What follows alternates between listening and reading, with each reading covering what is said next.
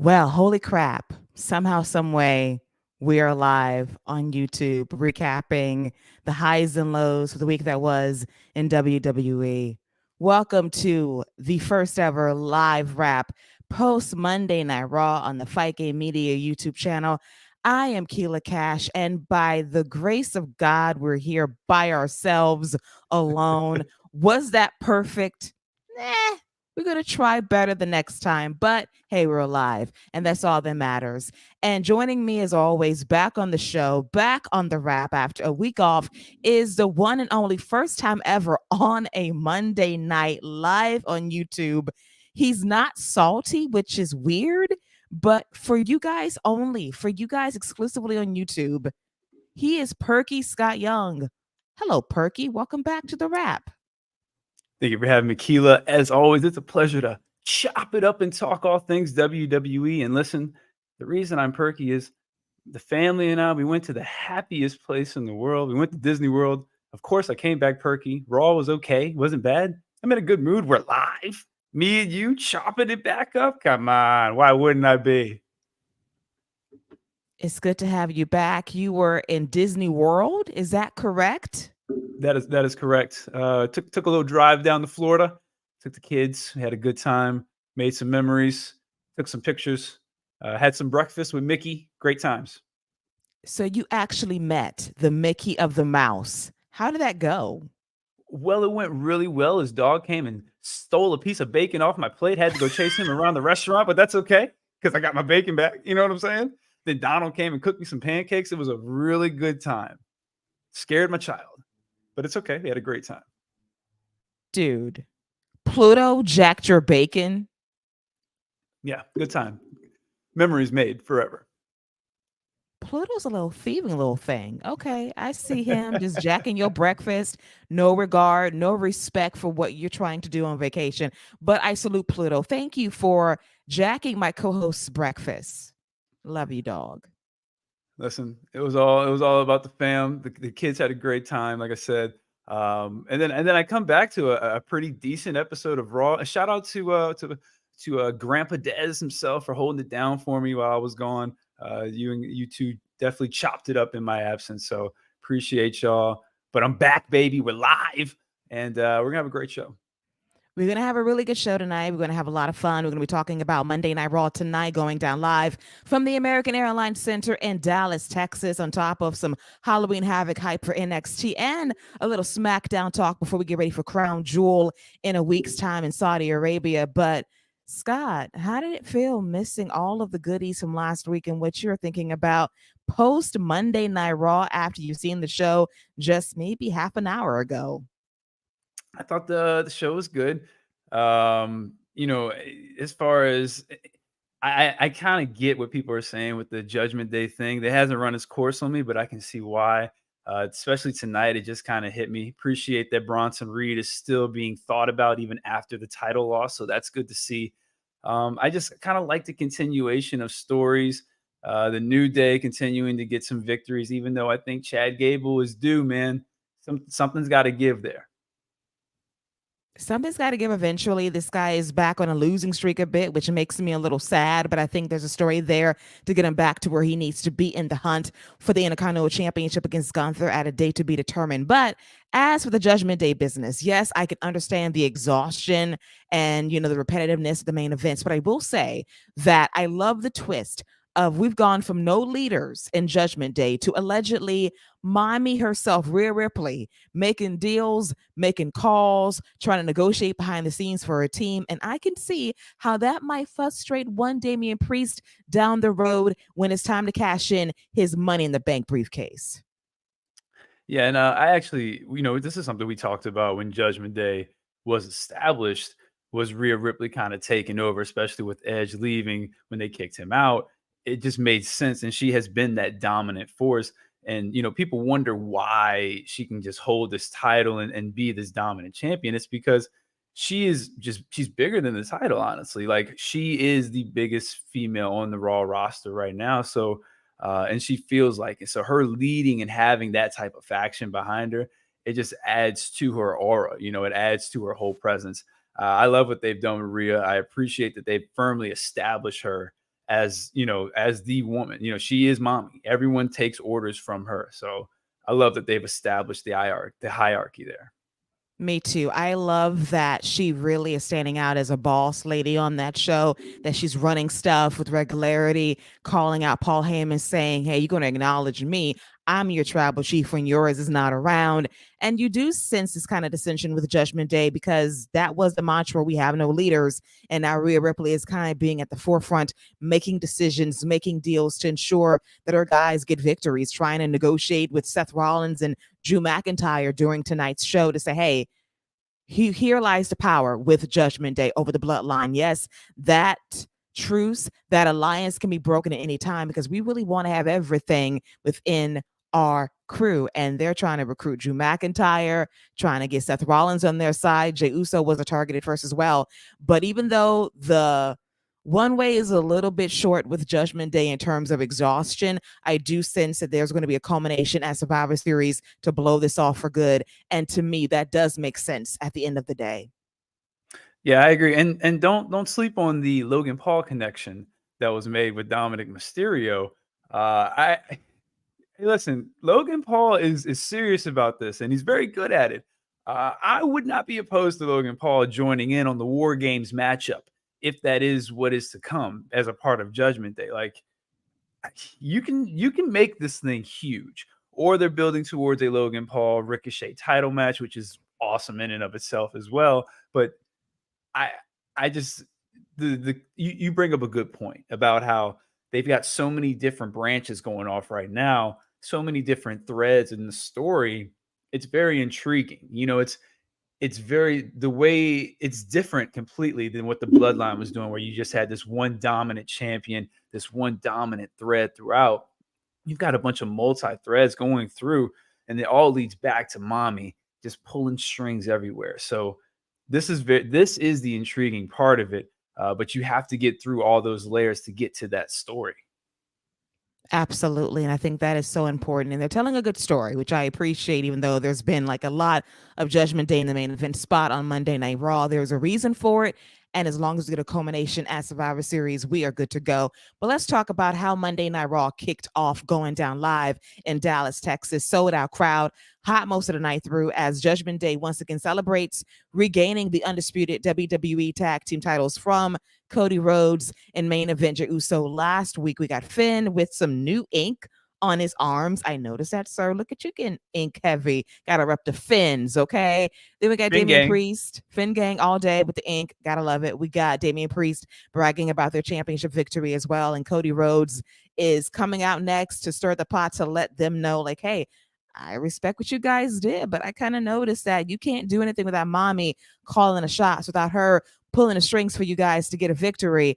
And it kind of ruffles them the wrong way a bit, leads to a brawl that involves Cody getting beat down by JD McDonough, who's still auditioning to be a part of Judgment Day. And then Damian Priest goes after the bad leg of Cody that JD targeted, because he's surgical that way. And bye ankle, allegedly. And then Cody's wincing and crying and overacting at ringside, like, oh, my ankle, it's hurting. We got security coming out, we got the managers, and we have the producers coming out to say, oh, the horror of his ankle being smashed. And then we get to the main event, which we'll get to shortly. But it was a fine way to start the show, but I was a little bit over the melodramatics of one Cody Rhodes. I was just trying to figure out who was holding him, because all I saw was a head. I just saw a floating head over. I was just trying to figure out who was holding him. But yeah, and then then he's coming out. I guess he put an ankle brace on, threw some icy hot on, threw an ankle brace, tightened it up real tight. You know what you do when you twist your ankle when you're playing ball, you strap it up real tight, tie it up real tight, and just go back out there and play. He was like, yeah. So I guess that's what he did, because he looked fine. Had a little limp, not too much, but they have to do something to give you a reason to think that Damian Priest is going to beat Cody Rhodes at Saudi Arabia. I know Cody and Judgment Day have their thing, but Shinsuke Nakamura cut a promo saying who's going to be next to unleash this dangerous side of him. Man, what a great target Cody Rhodes would be.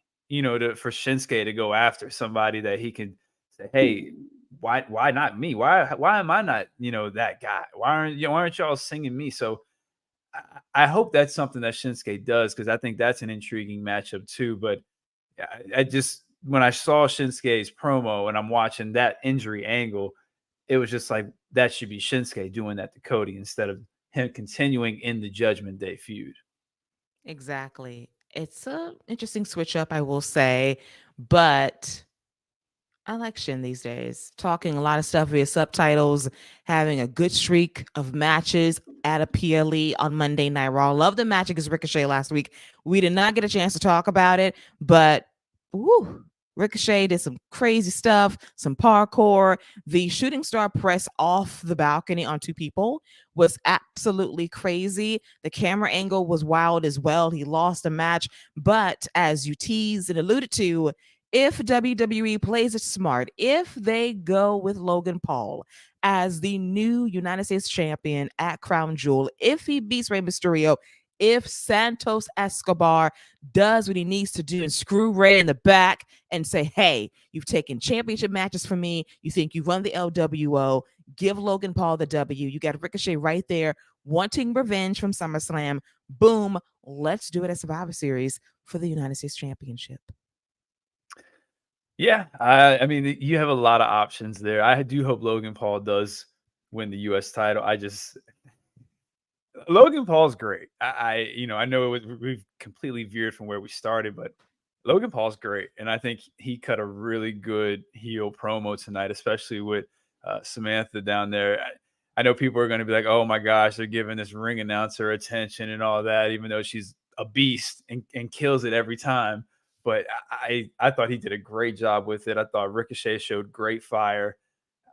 There's a ton you could do with that. Maybe they're part of us old school Survivor Series match. I mean, Aldis and Pierce seem to be going back at it. They could be setting something up there. That's intriguing as well. So I appreciate that there seems to be stories being set up and options that are available and just different matchups you can have. You could have just a Raw versus SmackDown. You could have all this team Aldis versus Team Pierce. There's a ton of intriguing things going on. I thought Raw did a good job of not giving away a lot, but just leaving a ton of breadcrumbs. Absolutely agree. I think that we are now seeing the Triple H vision in full. Like, there's no old man changing things at the last minute. This is basically the Triple H blueprint of what he wants to see on Monday Night Raw. And I think that the Monday show is superior to Friday. That needs a little bit of work in terms of finessing their storytelling. On Monday Night Raw, a 3-hour show that can become very tedious, there is multiple storylines going on that I like a lot. There's a lot of connective tissue with the Judgment Day. You got Logan Paul talking to Dominic Mysterio, who happens to be the son of Rey Mysterio, and they got a history from WrestleMania last year in Arlington, Texas, and that was the first match that Logan Paul had in WWE, teaming with The Miz, and they pulled out a 3.5-star match against the Mysterios. He won, and what's crazy is that you have two guys who are hated, and you did kind of hear that piped in sound tonight. It was unnecessary, but you do see them having a common goal of, we don't like Rey, and I'm going to beat your dad. And Dominic's like, go ahead, beat my dad. I don't care.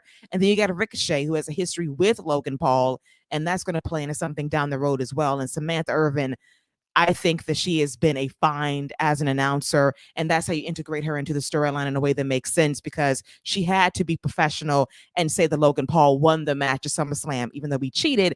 And then he wants her to say preemptively, I am the new United States champion, put some stank on my name. And that's when Ricochet came out to defend his woman, which makes sense. That is how you acknowledge a relationship without making it front and center and throwing it in our faces. And because Ricochet's going to get his eventually when it comes to Logan Paul, and maybe it is for the United States title at Survivor Series, because she's probably going to get right in his face and say, "And new United States champion, Rick," and just as loud as you can just see it coming. As long as they do what they're supposed to do, and they've done a great job with it. Like, Logan Paul eats egg. Like, he falls on his face when he needs to, and I think that's exactly where this could be going to. He can get a big win over Rey Mysterio, Santos Escobar, like you said, that can jumpstart that whole thing. And then now we have Logan Paul versus Ricochet. Ricochet can end up getting a big victory. Samantha gets her moment. They get a nice moment together. Hey, listen, there's a lot that like I said, that there's options, there's different stories, there's breadcrumbs being laid. I thought tonight did a really good job of laying the foundation for some fun stuff they could have. I thought so too. Really nice in that regard as well. We're kind of jumping around what happened on Monday Night Raw. Let's get to, because we have no rundown. This is completely random and fun. We're just going to jump around the show a bit, which I like to do. I don't like order in some ways when we're doing a live show.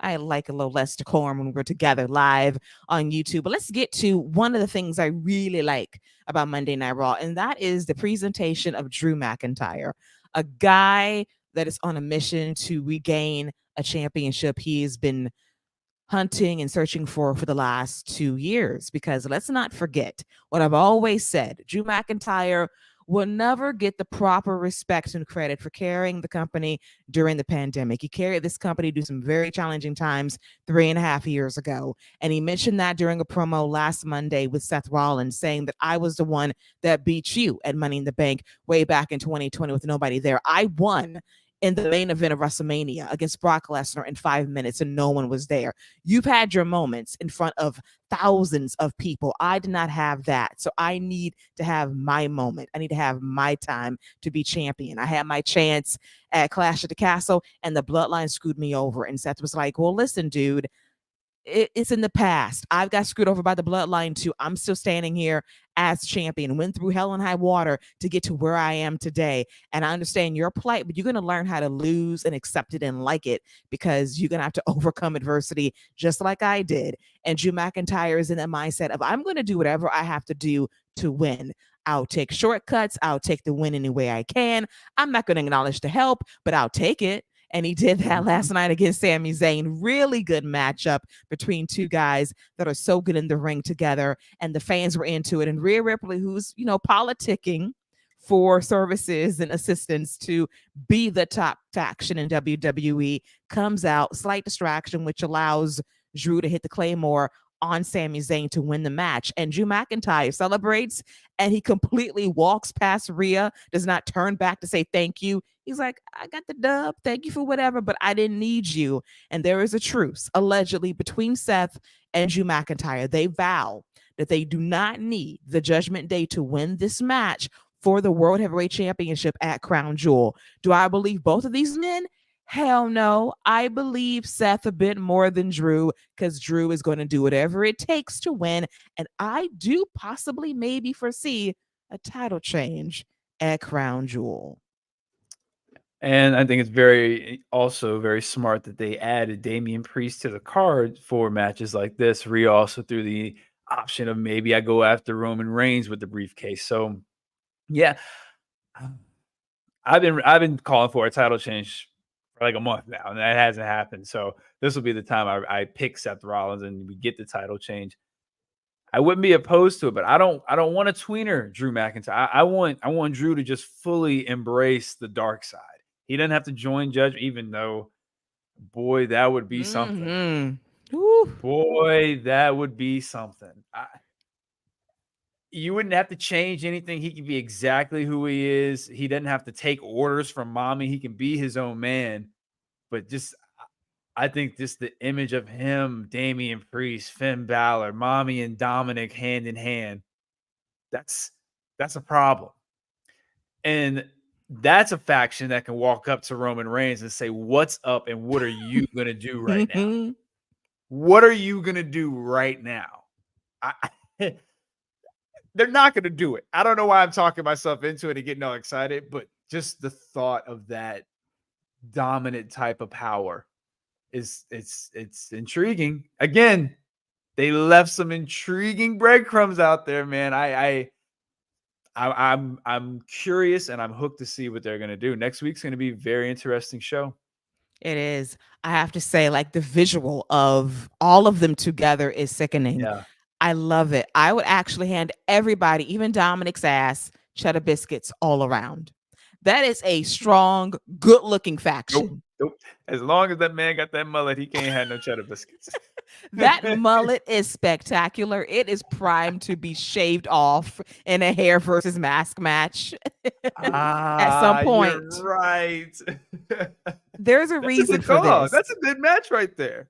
Yes, it has to happen sometime in WWE between the next WrestleMania or so. There has to be a purpose besides tributing the late great Eddie Guerrero to have that mullet that long. It is a luscious mullet. I'm not gonna lie to you, but that visual of Judgment Day, Drew McIntyre, Rhea, Finn, Damian, we got possibly JD and his floating head in the mix as well.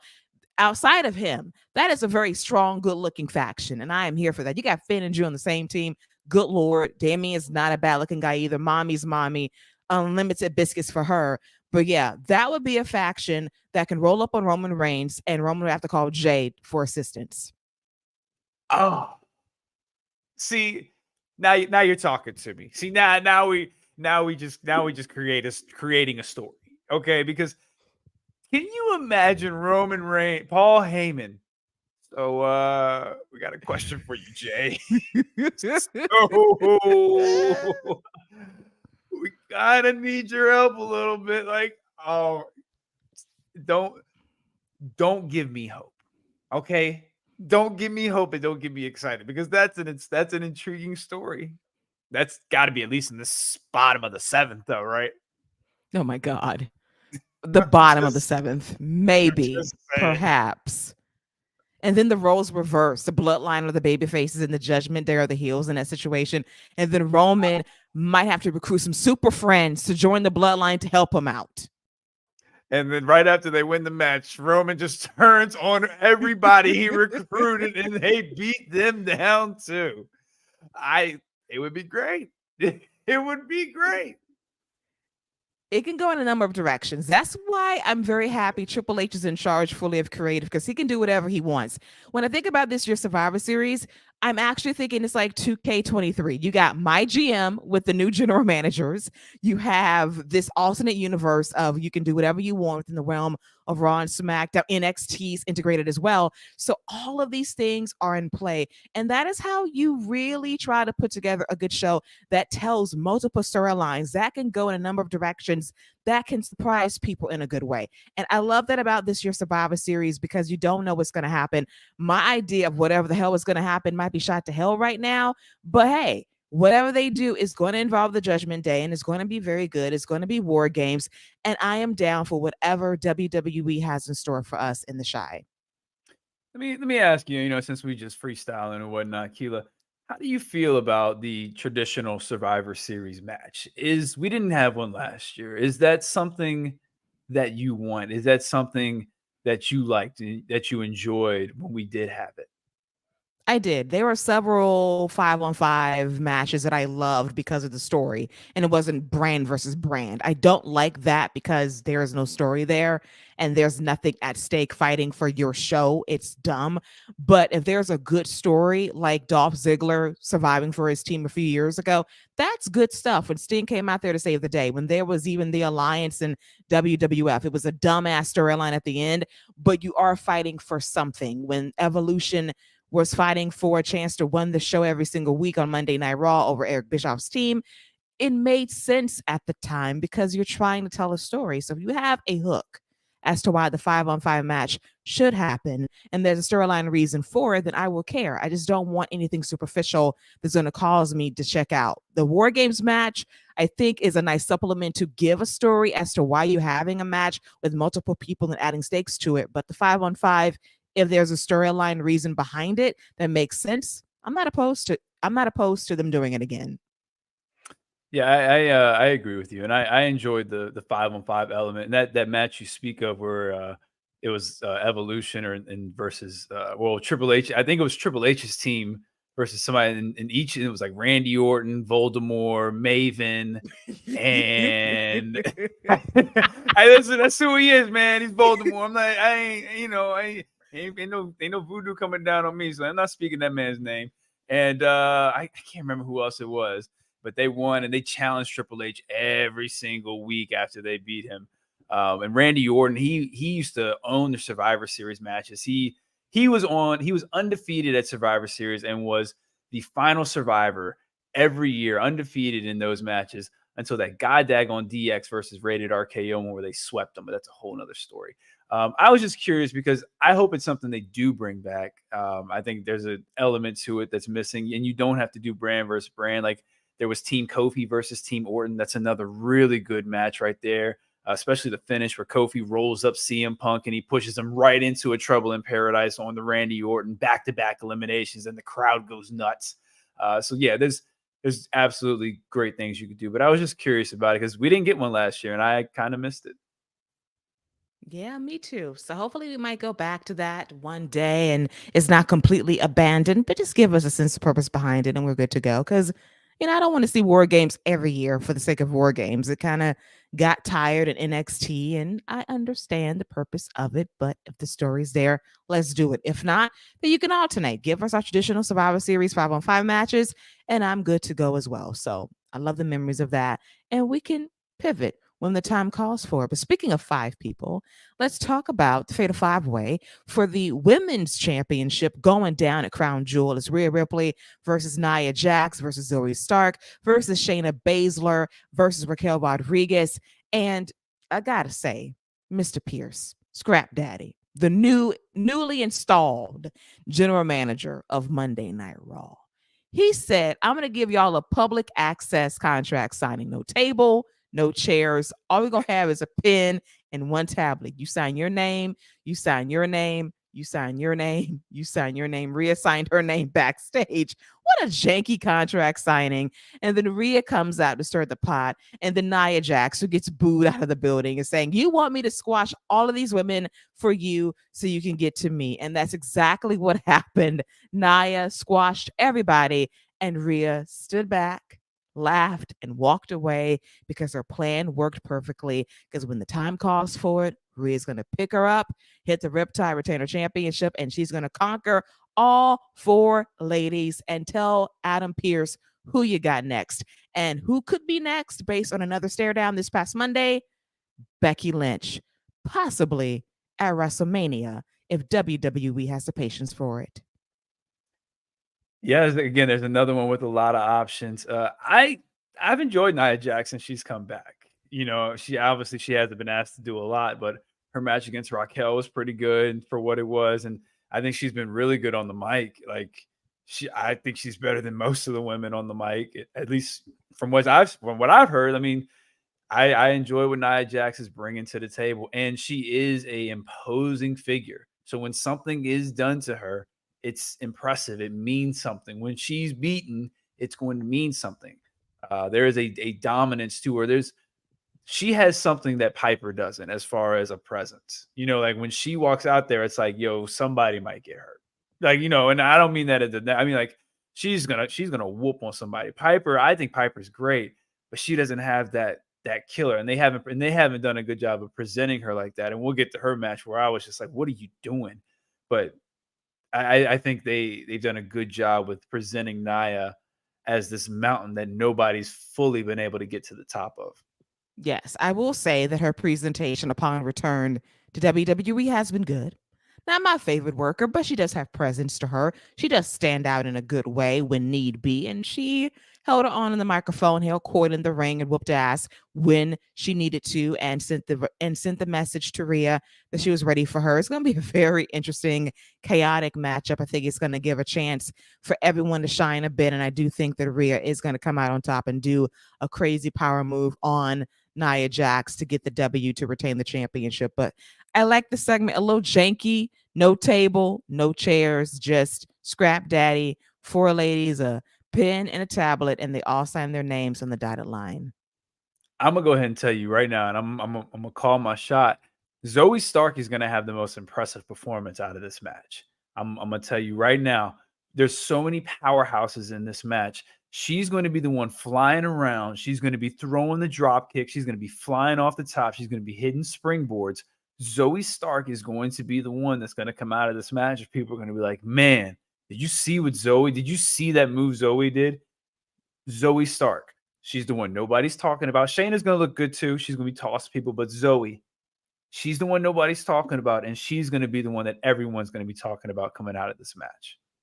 I think it's a very good possibility because I really like Zoe Stark as a performer. She's a great hybrid wrestler. What I mean by that is she can strike and she can fly. And that is how you really stand out as a star that can do both and can work any style and get over. And I do think she benefited from working with Trish Stratus over the last few months to get her stock up. And people do kind of respond to her. But if she has a standout performance in this match, she doesn't have to win, but if she stands out as you think she will raise her stock even higher amongst the people that can really notice how good she is. And I do like the fact that when she went from being very shaky on the mic with Becky Lynch a few months ago to actually finding her voice, that is how you figure it out. Because that was one of my major concerns with Zoe making the transition to the main roster, is that could she find her voice via a promo? And she is starting to do that by being herself and not forcing it.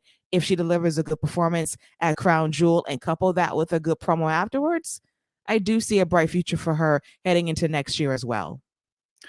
And I want to throw this out there as far as Rhea Ripley goes. Liv Morgan's got the best story as far as Rhea Ripley. If you want to do pure story, Liv Morgan finally getting that Royal Rumble win after coming so close and it being against Rhea Ripley, that's the story right there. I think that's the story that's waiting to be told. The crowd will be fully behind her. I think she can instantly become one of your top baby faces. I think they'll have a really good match with her fighting underneath from Mommy, who's been dominant against everybody. There's another story right there. I think Liv is the one to keep an eye on as far as Rhea Ripley and what's to come for WrestleMania. At least for me, I think that's a great story to be told. It is. Oh my God. I keep thinking about that ending of the Royal Rumble and the fact that Rhea won, and also on top of that, the fact that Liv was blinded by Asuka's mist and she still almost won the match. I was like crying, like, no, you eliminated Liv and she almost won the match. But that is a great story. And they do have really good matches together. And if you build the story up and have Liv maybe win the Rumble next year, I'm all in on that. And that is another really good WrestleMania match because they've delivered. Give them 20 minutes to work. That could be special because we know they have good chemistry together in the ring. And if you give them the time to do what they need to do, WrestleMania banger. And we know Rhea had arguably one of, if not the greatest women's match in WrestleMania history. So I think with the story behind it, I don't see why she can't deliver another classic. I agree. Many options. And we have not even said the name Jade Cargill yet, who's been everywhere. Come on now. That's what the women's division. People can say what they want about Triple H and his booking, and he's got his issues, and we all acknowledge it. But he has done more for the women in this last few months than they've had. I mean, there's stories, there's interesting threads that can be pulled on. Like you mentioned, no matter what they do with Jade, that's a whole different ballgame that people are going to be talking about. Jade versus Nia Jax don't even need a title. You want to talk about somebody who can take over the mountain. Jade will go over and topple that mountain and step on it. And that's what I'm looking forward to. I love it. And what I love about Jade's presentation so far is that every time she shows up, the crowd just goes, ooh, ha.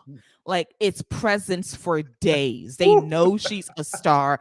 And good God Almighty, like this woman styled for the heavens and the body is just immaculate. Hey, a storm is coming. She a goddess for real. Yes. She is a goddess for real. Like, man, I still think that stare down she had with Charlotte Flair. I don't know, man. I don't know what you do with all these women because they're like, what is the matchup? There's so many. Charlotte versus Bianca or Jade. Either one of those are great matchups for WrestleMania. Bianca versus Jade, great matchup. Bianca versus Rhea Ripley, which has been teased for a couple of years now. Like, there's the women's division has a lot more going on than we're giving credit for. And I know they don't do a lot with their tag division, and that's fine. You can say that. But as far as having intriguing matchups ready to go, matchups that you can go to for when you need to have a big Royal Rumble, when you need the Survivor Series, when you're ready for WrestleMania, you have big time matchups that you can go to. I think they're in a very good spot with their women's division. I'd love to see 4 or 5 singles matches on WrestleMania this year. I would love to see it too. We were so close to SummerSlam. We wanted 4 matches. We got like 2. Like, Mhm. great. We understand time constraints.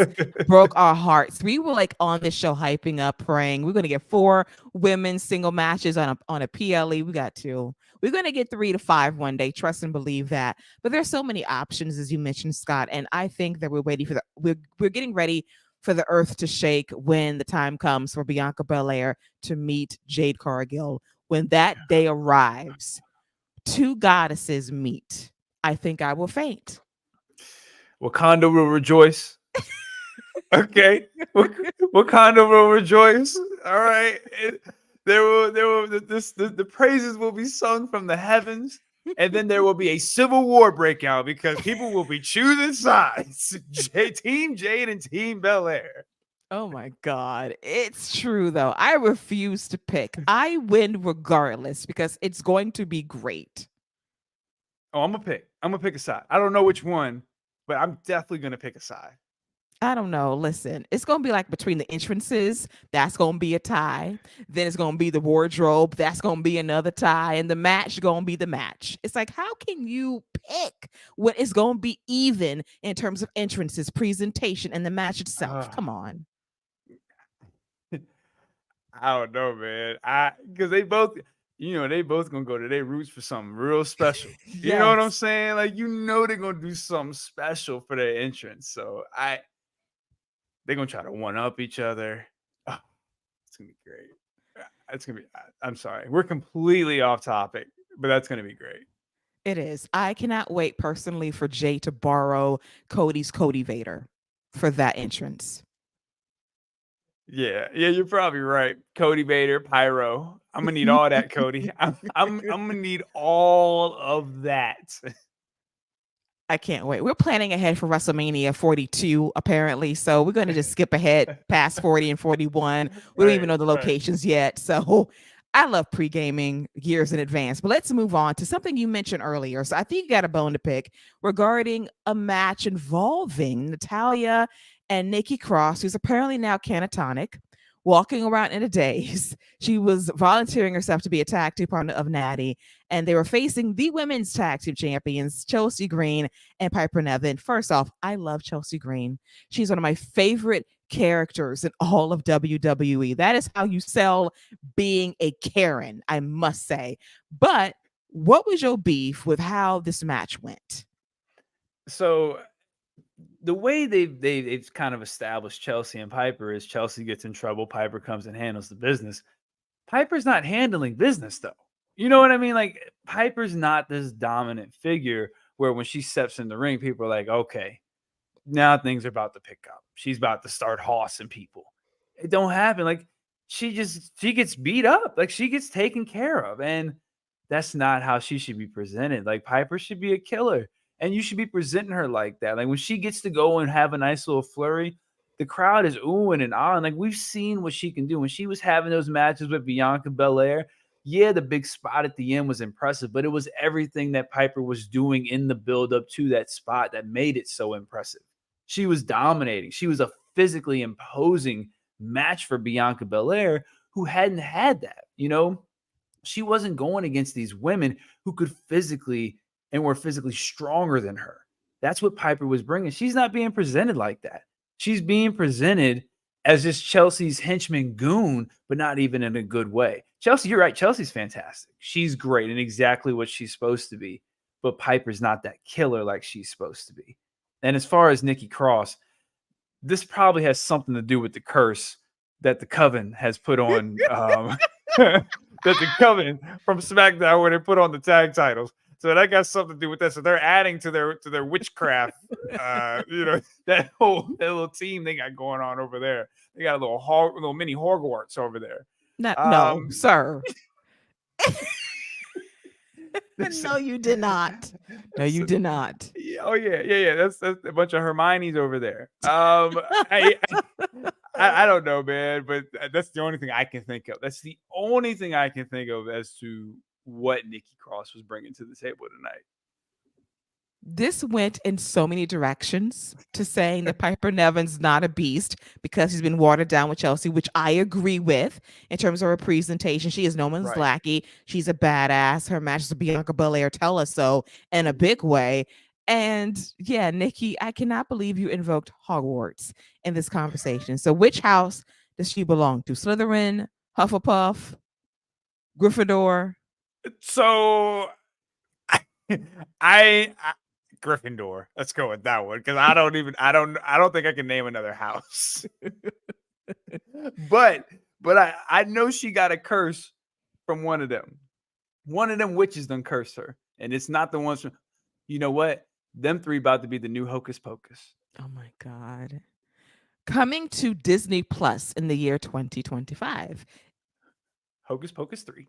Yes, just do that. But the coven is busy cooking up spells, try to curse the titles, curse the winners, curse any challengers, both near and far, and randomly curse Nikki Cross for reasons. She is a terrible tag team partner.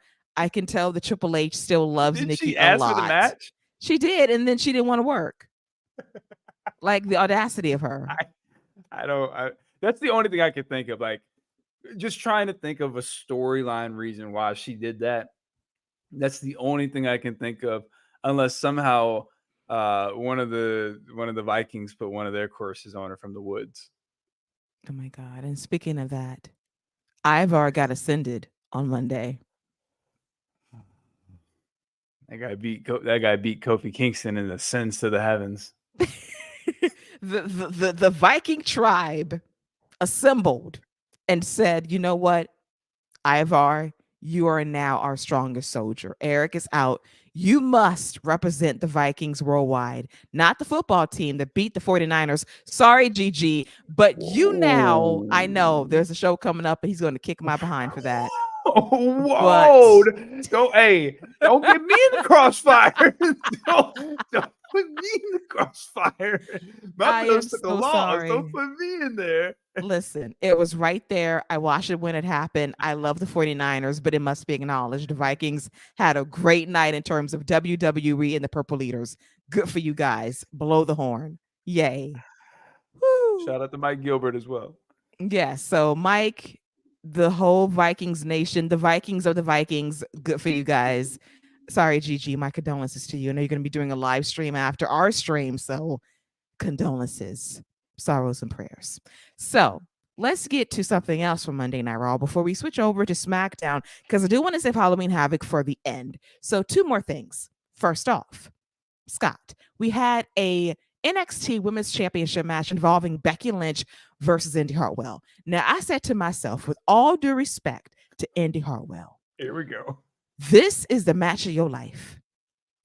And I apologize for what I'm about to say, because in my head, I said, listen, Becky Lynch has had a great month of September and early October. She has delivered hits against Trish, Zoe, and Tiffany Stratton 2 times over.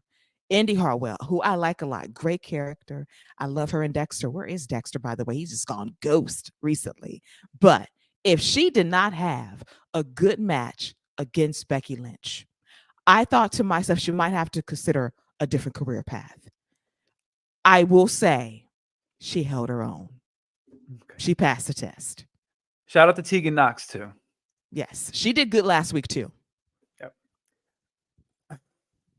I thought you was about to go in on Indy for a minute. The match was fine. I thought the match was fine.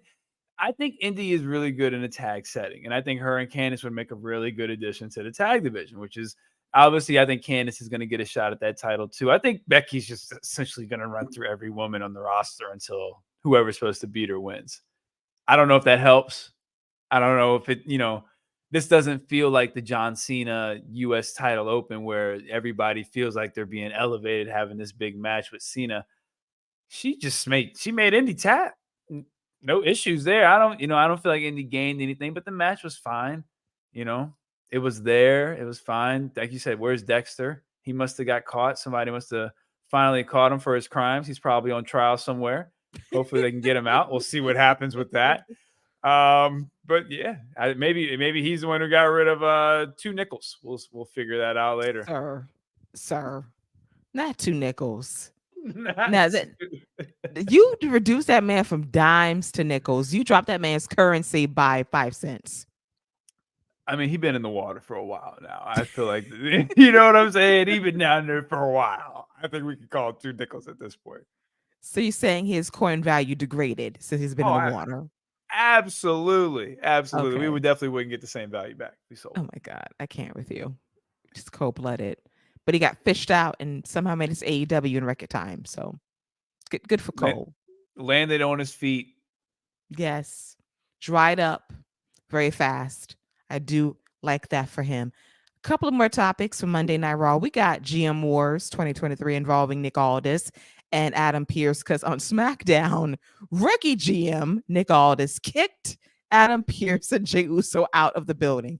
Then this dude got the audacity to show up on Monday Night Raw thinking, I ain't gonna get kicked out. And Adam, being the bigger guy, says, you know what? I'm gonna let you stay here and let you see how a real GM runs shit. And then Nick Aldis defies protocol and he's chatting up Katana Chance, Caden Carter, Casey, and JoJo, saying, listen, I see how you treating you on Monday Night Raw. You're not getting no forward push. Come on down to SmackDown and fight with the Coven. And then Adam Pearce says, we ain't doing that. Get out. Get out of my building. And he says, fine, I'll leave. So I do like the fact that we got some renewed GM beef across Raw and SmackDown, trying to reinforce the brand split. That's a thing still in the year 2023. But I do like the attempt to have 2 distinct brands and 2 general managers who don't like each other, and they want their show to be the best, and they're not here for any more talent tampering.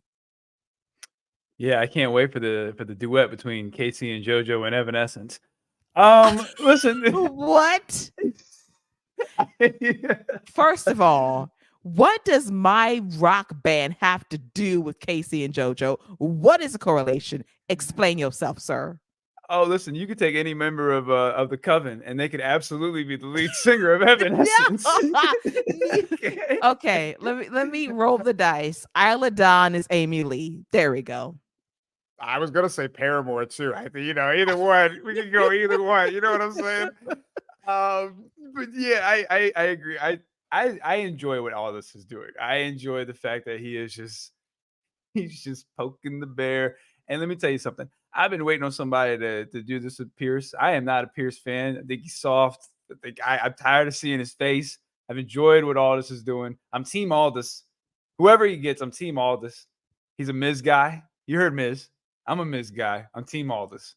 Casey and JoJo, I don't know where they've been. They're the best tag team they got on the entire roster. Where they been? I maybe it'll main event. That's good. But can I get like why aren't they just give them a quick match? Quick little showcase match. I don't know. But yeah, I'm Team Aldis all day. I love Aldis. He's been on the job for a grand total of 1 week. I love his swagger. He fits in perfectly. He's a little shit stirrer. I like it. I like mess, and I'm all about Scrap Daddy too. So I love this little beef going back and forth between Raw and SmackDown. If they opt to do something at Survivor Series that is brand versus brand, make it make sense. Have these guys go, checkmate back and forth, and I'm game. So if it makes sense, I am here for brand wars, bringing 2K23 to life via Survivor Series if they play their cards right. And I would just say one simple thing that you can do to just make the Raw versus SmackDown thing mean something, or the Aldis Pierce thing mean something, just put the number 30 spot in the Rumble. Whichever brand wins that match gets the 30 spot. Make it mean something. Make it have some significance. That 30 spot means something. Make it important. Exactly. We've been saying that for 2 years. Simple. We're coming up on our 2-year anniversary together, and we've been saying this for the longest time. If you're going to do it, it should be for the 30th spot in the Rumble. It's right there. Just, you can take it. I don't, you can have it. We got the records, so just take it. We'll call you in a couple years when that idea is like real big and stuff. Just take it though. Just use it for now. We've been saying it for so long. We've been brainstorming, remixing. That was our first show together. And if they actually do it, I think I would cry. I think I would need my my reparations if they do it. You want reparations? I'm just saying, man, if they do it, because they're gonna make some money off of it. Next year, I'm gonna need like some tickets or something. Like, give me something. Give me something. Press pass. Holla at me. I'm trying to get on one of the scrums. One of the WWE scrums. So you can ask one of life's greatest questions: will Io Sky face Taylor Swift in a match at WrestleMania? Even better, I'm gonna ask Grayson Waller who his tag team partner is gonna be when Travis Kelce comes and clotheslines him. I love Grayson Waller. He's so messy. He's so into everything and He so is. self-aware. He God, I is. love him. I love him. I love him. So, hey, WWE, hey, Nick Khan, get on the phone and get Taylor and Travis on the phone so they can appear at WrestleMania 40 if they're still together by then. You get Taylor Swift to appear at WrestleMania 40. You tell me that won't attract at least a few more buys just because Taylor Swift's gonna be there in some capacity. There's going to be like a Taylor cam at ringside. Every time something happens, shoot to Taylor, the reaction shot. It's gonna be Travis and Jason Kelce versus Grayson Waller and Austin Theory with Taylor Swift in a cage hanging above the ring. In a shark cage. In a shark cage hanging above the ring. Book with it. John Cena as the special guest referee. And make sure not a single engagement takes place because Cena knows how that goes. Oops, my bad. No, I'm sorry. It'll be Patrick Mahomes' wife as a special guest referee. Oh we all know she's not happy right now. The spotlight being stolen from her. I don't even know. Nobody even remembers she's there. I ain't seen a picture of her since Taylor Swift been around. Where's Brittany Mahomes at? MIA. We don't know where she at. I've seen more of Blake Lively than I've seen of Mrs. And you know Mahomes. Blake don't be out like that. She at home with the kids with Ryan Reynolds. You know what I'm saying? Oh my gosh. We went pop culture. We went completely off topic. Let's get back on track. One more thing for Monday Night Raw, and that is the presentation of Akira Tozawa, who is going to be challenging, I think, Noam Dar for the Heritage Cup imminently. But we got him in this comedy act with Alpha Academy. And listen, I like Akira Tozawa. I love him as a wrestler, and he does his character work very well. But I think that WWE is misusing him because this guy, if given the chance, is an outstanding wrestler, can get over by simply working. And if you kind of tone down the quirkiness, he can be a badass if they let him. The first time I saw Akira Tozawa wrestle was the Cruiserweight Classic. Mm-hmm. And I remember that first time I saw him hit that snap German suplex, I was like, whoa. The intensity and the energy this guy brings, the chops he was doing, he was so intense. His strikes were just meaningful and so, I mean, completely just going through all the way. I was blown away by him. Besides Kota Ibushi and Cedric Alexander, he was probably the one I was most taken aback with. And now he's essentially a poor man's Daniel Garcia. You know what I mean? Like, the gimmick's fine. The gimmick's fine, but it's being done, and it's being done at a better level. Like Daniel Garcia right now has got that thing where once his hips start hicking, everybody's like, "Hey, all right, I'm with it." You know, this thing they doing with Akira Tozawa and Xavier Woods is like, "Oh, that's nasty." It's like, all right, guys, we get it. I mean, it's fine. It might get over. I think he's cool with the Alpha Academy because they're not a serious group yet. But I agree with you, man. Let him just go wild one day. Like, I hope at the end of this whole thing, like maybe Chad Gable is the one who snaps him out of it and brings that aggressiveness out of him, because that's what he had in the Cruiserweight Classic, and that's what really got him over to me. That's what made him and the crowd attached to him when he became a Cruiserweight champion. He's the guy that beat Neville, if I remember correctly, when he was on that big run when he was the king of the Cruiserweights. If I remember correctly, Akira Tozawa beat him on Monday Night Raw at one point. So he has the ability to get over and have that attachment with the audience, but you got to let him show that aggression and aggressiveness. Agreed 100%. And Daniel Garcia, that's another guy that can get a lot of cheddar biscuits out of me. Just want to state that for the record. Okay. Okay. All right. Real quick. So clearly he's getting cheddar biscuits. Is it per hip swivel, or is it like, depending on is it just unlimited period, or is it like per hip swivel? It's like unlimited period. Like the hip swivel has helped, but he just got swag to me that I like. Just swag. I like the swag.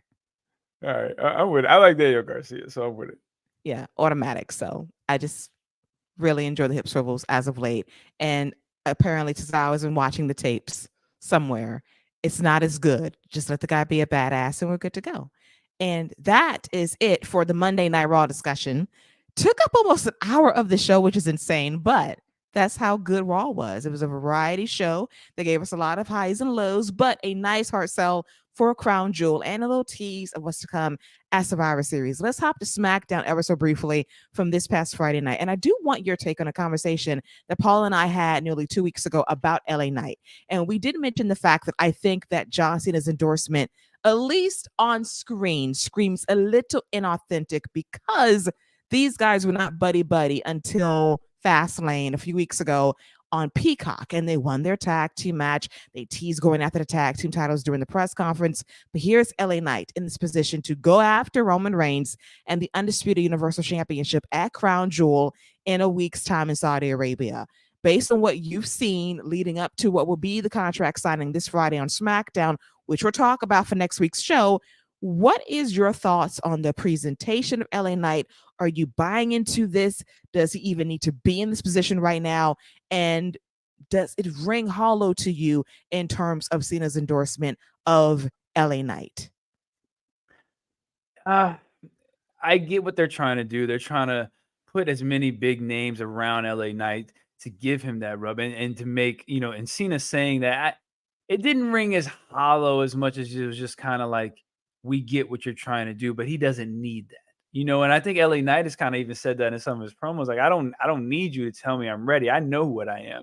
And I think that's more of what people want from LA Knight is him just being this brash guy. And that's what's gotten him over, is just being brash and just telling everybody exactly who it is. And like he says, telling everybody whose game it is. I don't think anybody buys him winning it. And I don't think anybody's supposed to. I don't think Roman Reigns right now is in any type of position to be losing the title to anybody except probably Cody Rhodes. But I think it is very intriguing that they're throwing LA Knights essentially to the wolves right now. Like, this is a big jump from where he's going, from where he's been to where he's about to go. This is a big jump to a big main event spot. I thought his exchange with Paul Heyman was okay. I thought he did better when it was him and Cena over there, and he had a nice whole, there's a bunch of moving parts in there, but when it was just one-on-one, didn't feel as good. I'm curious to see how it goes with Roman Reigns in the contract signing. I think that's where Roman Reigns is at his best. Some of his best lines, some of his best swag where he's just overly confident is him in the contract signing. Or when he does show a little bit of fear is in that contract signing. So I think that's going to be very telling as well. But LA Knight's going to have to deliver in the ring. Like, Roman Reigns has put up some great matches, and he's had some okay matches too, but this is LA Knight's first main event spot in WWE. He needs to put up a great match, and I think that's going to be the most important thing. I 100% agree. I was laughing at someone that I know on Twitter that listed every producer that must have their hand on this match. I'm like, wait, let's not be shady. I will say this is the biggest test of LA Knight's career because that has been the pushback. Great talker, charismatic for days. Can he go at a high level in the ring against a Roman Reigns, who is known to deliver in the big time main event spot? Now, granted, Roman will give you that very methodical main event match. It'll take about 15 minutes for it to warm up. And can LA Knight endure those 15 minutes? That is going to be a big question. And I have to hope that he will, because I want him to maintain this push when he loses, because he will lose. There's no doubt about it. He's not winning this match, but it's going to be a good experience for him if he can hang with Roman Reigns. And a big test for him will be this contract signing on Friday on FS1, because I kind of want him to strip away the catchphrases, kind of pull back a little bit and cut the promo of his life to tell us why you should be champion. Forget this fastest rising star stuff. I don't want to hear that. Tell me why you should be the champion, why you are the guy above everyone else that can be the guy to dethrone Roman Reigns. Make me believe it, even though it's not going to happen. Yeah, and I think that's very important. And, even when it comes to the match, he doesn't even have to go 50-50 with him. He just needs to, when he has that big run and he has that big hope spot, you got to nail it and knock it out the park. And I think that promo he's going to cut Friday is going to be that. Yeah, he's going to hit his catchphrases. He's going to make sure that that crowd is completely with him. But it's got to be something very personal. He's got to get under Roman's skin a little bit. You got to tell it like, hey, if I lose, everybody expected me to lose. Nobody's expecting me to win. But just imagine if I do beat you, Roman Reigns, in Saudi Arabia of all places. I think of the shockwaves that'll send. I mean, that's the story that they have to tell. And that's how you got to get under a guy like Roman's skin when you're LA Knight, especially as smooth of a talker as he is. He's not in a position where he has to win, or if he loses all the stock. If he wins, it's the biggest upset of all time. If he loses, he's just working his way back up the card. Roman loses. What do you do now? I think that's a great story right there. And LA Knight's got to tap into that while weaving it into why, like you said, why he deserves to be in this spot and why he is in this spot. Cena's going to be there and play a part in it. And maybe this is building towards maybe Cena ends up costing him the match on accident, and we're building towards a Cena LA Knight match. I love it. I love the thought of that very much. And it would bring us back full circle as to why the endorsement took place in the first place and why, despite it, they haven't really squared away their beef. They agreed to coexist because they were having beef with the bloodline. But besides that, what's the reason for why they were getting along? And I don't think they are fully. And if Cena's going to be around as we wait for the actor strike to end, we'll see about it. I think he has one more date he's committed to besides Crown Jewel, and we'll see where we go from there. But I like it. I just want LA Knight to be in a better position when it's over, and that he can really deliver the performance of a lifetime to say, I am built for this moment, that this push is not a mistake. The people love me for a reason, and here's why. And I think he will deliver. It's going to be a big test for him, but I think he'll come through. Yeah, and I'm expecting him to probably put somebody through a table. Maybe Jimmy. Maybe he'll put Jimmy through a table with his power slam. That'd be a nice little touch there. Or they just end up with a face-to-face, and he has just Roman's reflection in his glasses at the end of the shot. So we're gonna get something good. I know that. Definitely, for sure. As we get to the main event of SmackDown, which was Charlotte Flair versus Io Sky for the Women's Championship. I like the match. It was very good. Charlotte Flair has apparently attended the John Cena School of Spot Calling really loudly. And girl, at least she was ready to work on Friday. Really good match. Shout out to Dakota Kai, who caught the jacket with such style and finesse. Just grabbed that jacket real smooth from Io Sky. Bailey and the shorts, God bless America and everything that is in it, because she looked amazing. And I know that Scott gave her a whole platter of cheddar biscuits recently, and I'm sure he has now sent at least 4 carts of cheddar biscuits her way. Let me tell you something. She ain't got to ask. You know how we talked about ordering a salad? She could order whatever she wanted, whatever. just here's the card. Just go. What you want. It's yours. Not Bailey with the card. Like, she could order whatever she likes. You can have whatever you like. It's you know what I'm saying? It's yours. It's all. Yeah. Come on, man. Just looking spectacular. I'm sorry. I apologize. You look spectacular. God bless the shorts. Fantastic. So great match in the main event spot of SmackDown. Longest match on the show by far. Really well paced. Love the work between both ladies. Good chemistry. If you gave them like 10 more minutes at a PLE, would have been really, really strong. But it came down to shenanigans, courtesy of Bayley and Dakota Kai.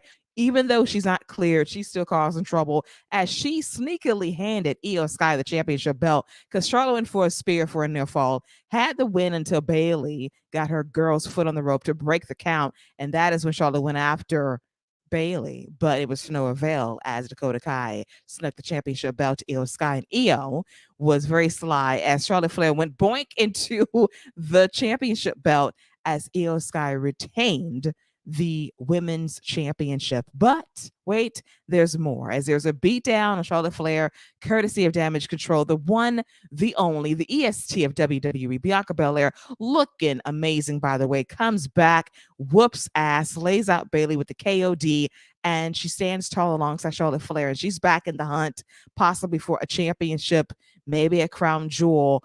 But that is how SmackDown ends, with the SmackDown Women's Division being strengthened with the return of the one and only Bianca Belair. You know, we talked about, you know, 4 or 5 women's matches at WrestleMania. I know some people are like, how? What women's matches could you possibly have to get you 4 or 5? Charlotte Flair versus Bianca Belair doesn't need a women's title. Yeah, it could absolutely be for the women's title, but it doesn't need a women's title. And that's a match that has been built for a while. Bianca has gone through every single horsewoman. She's taken out 2 at WrestleMania. Charlotte Flair would be that final notch in her belt. She's undefeated at WrestleMania. I just think there's a lot that can be done right there. I like this story that they're telling because I'm curious to see where it's going and which one's going to flip. Bianca Belair, to me, is still the most over babyface in the women's division by far. She is still the queen of that entire division. I know Becky Lynch is the man, but Bianca Belair is still, to me, that benchmark of the division right now. I 100% agree 100% with that, because when she's out there, she's a star 100% of the time.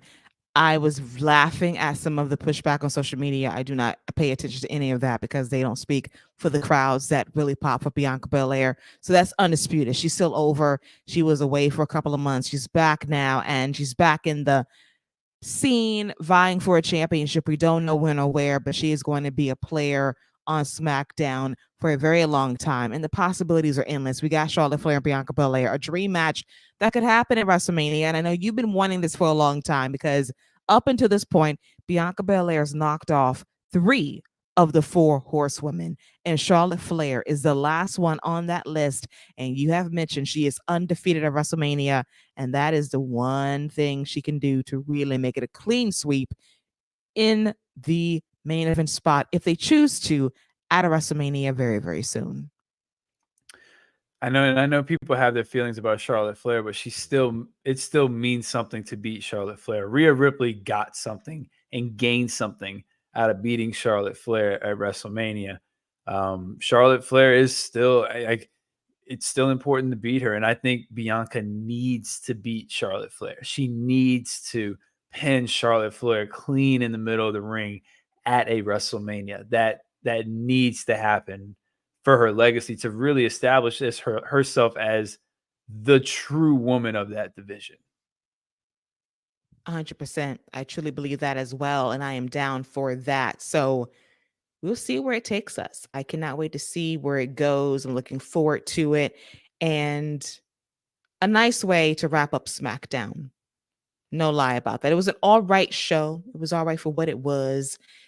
A lot of talking on the show. 3 matches in a couple of hours was a choice, but I do like where we're going. But I do want your quick take, Scott, on what's going down tomorrow night or tonight by the time this episode drops for the replay. It is night 1 of NXT Halloween Havoc going down live from the WWE Performance Center in Orlando, Florida. We get a lot of matches on tap, and the majority of these matches are women's matches, which is crazy cool. So let's work our way up from the bottom to the top, shall we? We got 8 matches on tap for NXT Halloween Havoc night 1.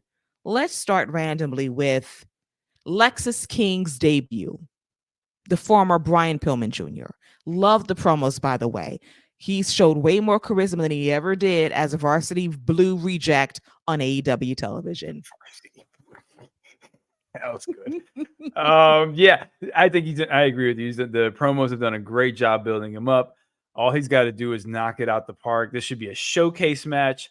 Don't need to be a 10, 15 minute, barn burner. This should just be a showcase, him plowing and running through somebody. Pause. Yes. Then we have the family, or as my co-host calls them, the mob, Tony D'Angelo and Channing Stacks Lorenzo versus Chase University's Andre Chase and Duke Hudson for the NXT Tag Team Championship. Yeah, this is they've done a good job with the Chase U. I don't know what they're doing with JC Jane, if she's going to convert to a Chase U or if Chase U is going to start going a little bit to the dark side. Maybe they cheat a little bit, but the mob retains. Yes, it was very random how JC and Thea became cheerleaders. They were very happy that their guys won on Tuesday. Like, choices, you were very broody and rude recently. Now you're capping for your school again. Okay, whatever. Also on tap for Tuesday's NXT Halloween Havoc style is Blair Davenport versus Gigi Dolan in a spin the wheel, make the deal, lights out match. I'm going to be honest. I feel like these two have been wrestling each other for a long time. And maybe I'm wrong, but I don't know. Maybe it just feels like they've been wrestling each other for a long time. Hopefully Blair wins this decisively. I was surprised that Gigi got a win last time. Blair should be running through everyone in the division right now on her way to Becky Lynch in that title, if it's not Tiffany. 100%. So go Blair Davenport. Should be a good match. They had a decent match a couple of weeks ago on TV, but here's a chance to really go out there, have a physical, bruising, violent match, and have some fun with it. And Gigi, this is her environment. Let's see what she does in it for Lights Out at Halloween Havoc. Next up is Kalani Jordan versus Ariana Grace in the NXT Women's Breakout Tournament semifinal match. Ariana Grace, she is my Toni Storm for WWE television. Her character as Miss NXT is amazing. Yes, she is the 2023 Santina. Shout out to her. No, I agree with you. She's a very good character work.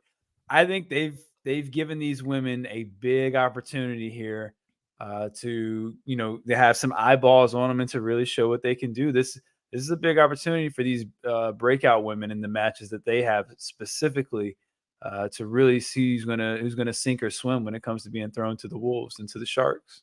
Exactly. And if they can make it to TV consistently after this, because Ariana Grace, she made it through this round. And if she has a good showing, stock is going to rise and she'll be a more prominent character on NXT television, which I would love to see because her character truly is well thought out and really, really good. And she is Santino's daughter through and through. It runs in the family. The comedic timing is really good. Yeah, And you know what? I saw some critiques about her judo throw. I think it's supposed to be more of a face buster from the judo throw. I don't know. Maybe I could be wrong. We'll see what it looks like this week because I expect her to win again. But it looks like it's more of a face buster from the judo throw. And I kind of like it if that's what it's supposed to be. I liked it too. I thought there was some unique offense. Wasn't the cleanest match she had because it's green versus green, but I thought she looked good for the time she was able to stand out. Also on tap is another women's match, Roxanne Perez versus Kiana James in a spin the wheel, make the deal, Devil's Playground match. Oh, yeah, this okay. So we got the Lights Out match. Yes. And now we have a Devil's Playground match. So is it gonna be fire around everywhere? Well, there's a swing set, is it gonna be a flaming swing set or something? Like What's a devil like? Come on, guys. We're doing a lot now. Like, come on. But the match will be fine. Roxanne Perez, I feel like she gets a lot of these garbage type matches when I really just want to see her just straight up wrestle. And I think that's where I enjoy her most. This match will be good as well. Kiana James, I know it's a way to kind of have some smoke and mirrors, but I think these two could just have a really good straight up wrestling match. And again, the match will be fine, but why not just have a straight up wrestling match? That would be the simpler answer, because they could have a really nice straight up wrestling match without the gimmickry of it all. And the Devil's Playground could very well be tombstones everywhere and a pumpkin and a graveyard and skeletons and stuff. And they can you're right. go backstage in the boiler area. I don't know. It's too much. They got to smack old boys candy on the announce table too. Yes, Vic Joseph. They got to mess up the candy tray, and Booker T would say, "Oh my God," and just be insane on commentary. But it should be fun. I will advise Roxanne Perez that she needs to get out of NXT. It's time to go. She has done everything there is to do. The one thing she can do, face Becky and then move on up. It's time. Yeah, I agree with you. But I will say this. If there is no plan for her on Raw or SmackDown, like if you're not going to, if you don't have a 6-month plan to build her up for whatever, then just, I don't know. Yeah, because I agree with you. Like, what else do you do? And I'm feeling that way about the Creed brothers too. But there's a few acts in NXT where I'm like, we gotta figure out what we're gonna do. What's going on. We got to do something with them, because they're running out of things to do on NXT unless you're just gonna have them dominate NXT again. Especially after they won championships already. Right. Exactly. Next up is another women's match. Carmen Petrovic versus Lola Vice in an NXT Women's Breakout Tournament semifinal match. This is probably the match I'm most worried about, but we'll see what happens. I'm obviously optimistic. I think there's a reason that they've been given this spot. So hopefully they come through, but I expect Lola to continue in advance. Hopefully it's quick and painless. I am concerned as well. Carmen Petrovic, she has something, but she is not ready for prime time. Saw that last week. Lola is a bit better in the ring, and I think she'll carry, but it is green versus green, but we'll see how it goes on NXT tonight. Could be shockingly decent. We'll see about it. As we get to a slaughter, Mr. Stone versus Braun Breaker. Well, the former Robbie E, bro man, looks like he's gonna get another shot in the ring. Let's see what he does here. Yeah, Braun's gonna run through him. I expect Von Wagner to return. Big Daddy V is gonna come back, maybe with a Phantom of the Opera type mask or something. And I'm expecting Braun Breaker to end up through a table at the end of it all. So you expect Von Wagner to make an amazing recovery from rehab and get back in the ring and go after Braun Breaker and put him through a table and table his ass, right? Absolutely. Come on, with the Von. Phantom of the Opera mask. Oh my God. Completely conceivable, by the way. Actually, more so think of like Kano from Mortal Kombat. Yeah. I can't. Let's go with that one instead. I cannot with you, but that is a very good possibility as well. And it is Halloween. Let's play into the theme, shall we, of the occasion, as the show is hosted by Shotzi and Scarlett, which is going to be quite the duo hosting this show. Scarlett? Yes. That's random. Are they going to do a music video? Is that third? Because they got a third. Aren't they a trio? There's a trio. There's a third lady there, but I think there's another group performing on the show. And I know for a fact that now that Triple H is back in charge, Poppy is on line one. Oh, yeah. Call me back for a show. I'm coming home. Yeah. Doesn't she sing? Whose theme does she sing? Doesn't she sing somebody's theme? EO Skies all the time. That's it. Yeah, she's got to call EO back. EO got to come do a special match or something. Yes, Poppy, she's back on line one officially. So good for you, girl. As we get to the main event for NXT Halloween Havoc Night 1, it will be Becky Lynch defending the NXT Women's Championship against Lyra Valkyria. And this should be, as I said for Indy Hartwell, the most important match of Lyra's life because she's very good, but you got to be great against Becky Lynch. Irish versus Irish in the ring for the championship in the main event spot, I presume. it should be good, if not great. Yeah, after you go and ran down this card, this really is a women's showcase of a show. Like night one is Mhm. absolutely a women's showcase. I fully expect this to main event, and this is again, Lyra, a big opportunity. I think she's going to come through. I think this is going to be a great match. I think Becky Lynch is going to produce another great match and get another young wrestler to really and pull it out of her and elevate her as well. I think Lyra is going to come out of this as a really bona fide top babyface on that NXT roster. So I look forward to it. I think it's going to be great. And they're continuing to build up this NXT title. So whenever Tiffany or Blair beat Becky Lynch, it's going to mean something. But yeah, I expect this match to be great. I'm putting the bar at 4 stars, 4 tiers. 4 tiers are off top. 4 tiers. I like the odds of that as well. This is a big match for Lyra. She's had good matches against Tiffany Stratton when Tiffany won the championship at Battleground back in May. So I know that Lyra can step up, but this is a different test against Becky Lynch, a proven main eventer that can pull numbers, that can go in the ring at a very high level. She's been on it lately, and I expect nothing different via this match to close out night one of Halloween Havoc, a very women-centric show. And Walker HBK has proven to us, Scott, yes, you can have 5 matches on a single card. Yes, you can. And I mean, like, let's call it like it is. Like, he's giving opportunities to some fresh faces. Like these are a lot of fresh faces that are Kiana James, Lyra, who's going to be in the main event. I mean, even the men who are wrestling, Stone, that's somebody who's not wrestling a lot, but he's getting an opportunity here to wrestle in the ring.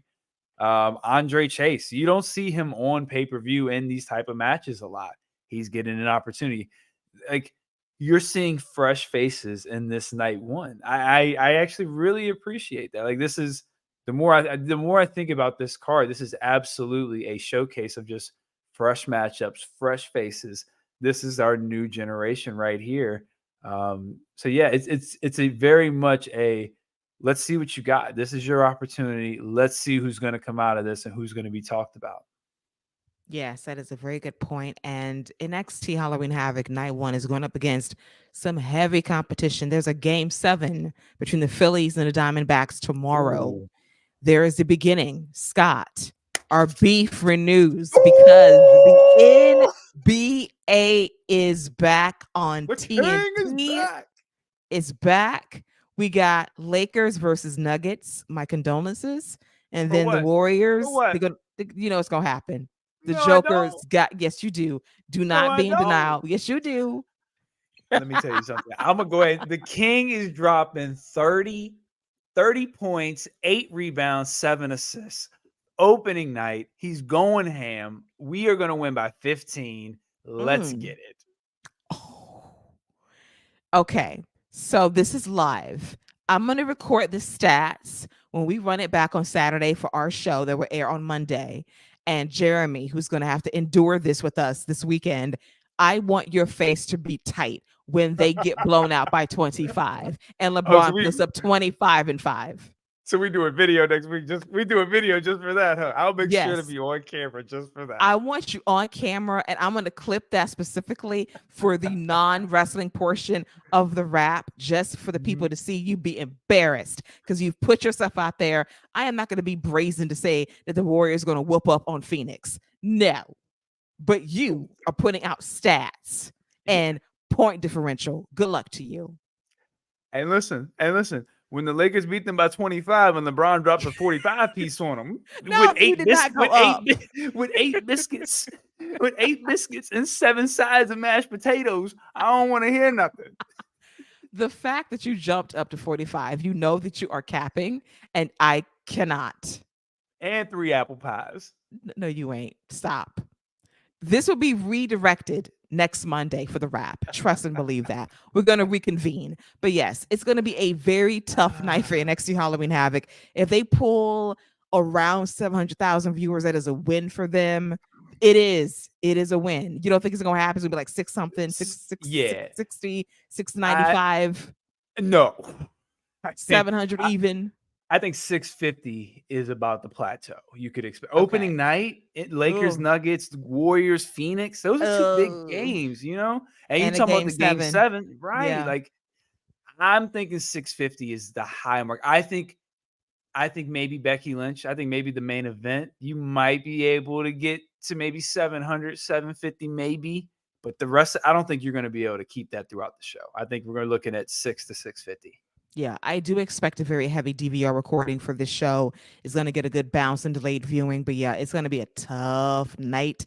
If it was not a game 7, I feel a little bit better about it, but game 7 is going to have a lot of people watching on TBS. So condolences in advance. And I think that game will be in prime time, not during the day, obviously, because that's the only game on tap as the Texas Rangers are going to the World Series. Congrats to them as they await the Diamondbacks Phillies winner today as we wrap up this episode of the Wrap right here on the Fight Game Media Network. We're not going to do any matches of the week because it's a brand new week in WWE. And the benefit of doing a live show on a Monday is that we're going to actually come back next Monday, not talk about this Monday Night Raw because we already talked about it, but focus on Halloween Havoc and SmackDown on FS1 with Jeremy Feinstein in tow. The recorded version hitting your waves via Patreon next Monday. But until then, Scott, it's time to say goodbye to the people. Our first ever live wrap was a wide-ranging free-for-all, but all in good fun. No, I had a great time. As always, Keila, it's a pleasure to chop it up and talk all things WWE. This was great.